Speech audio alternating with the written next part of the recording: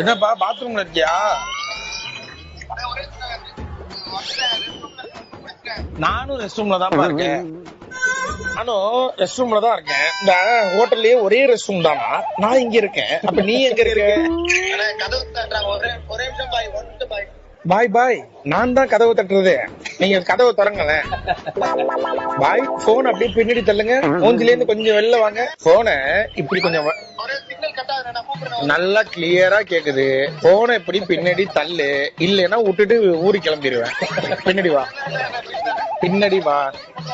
பெண்ணே, இந்த பார், இப்படி இப்படி இப்படி பண்ண பின்னாடி. யாரா அது கக்கூசுக்குள்ள கார் ஓட்டுறது? அது என்ன பின்னாடி போர்டு?